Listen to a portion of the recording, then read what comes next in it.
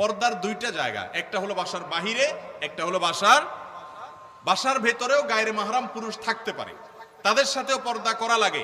এই ধারণা আমাদের অনেক মা বোন তাদের নাই, অনেক পুরুষদেরও নাই। এবং এইটা না করার কারণে, যেটাকে খাস পর্দা বলা হয়, বাড়ির অভ্যন্তরে পর্দা বলা হয়, এই পর্দাটা না থাকার কারণে অনেক মহিলারা আছে 5 ওয়াক্ত নামাজি, বাহিরে বোরকা পরেন, সব ক্ষেত্রে তার ঠিক আছে।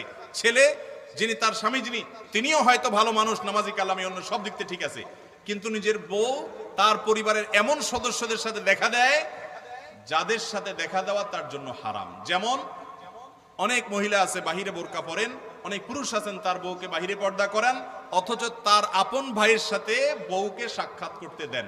আছে না নাই? কোন মহিলার জন্য দেবরের সাথে সাক্ষাৎ করা কি জায়েজ না না জায়েজ? শুধু না জায়েজ, শুধু না জায়েজ না। নবী করিম সাল্লাল্লাহু আলাইহি সাল্লামকে জিজ্ঞাসা করেছে একজন, ইয়া রাসূলুল্লাহ, দেবর সম্পর্কে আপনার বক্তব্য কি বা শরীয়তের সিদ্ধান্ত কি, দেবরের সাথে দেখা দেওয়া যাবে কিনা? নবীজি সাল্লাল্লাহু আলাইহি সাল্লাম বলেছেন, আলহামু ওয়াল মউত, আরে দেবর তো হলো মউতের মতো, মৃত্যুর মতো। মরণে যেরকম মানুষ ভয় পায়,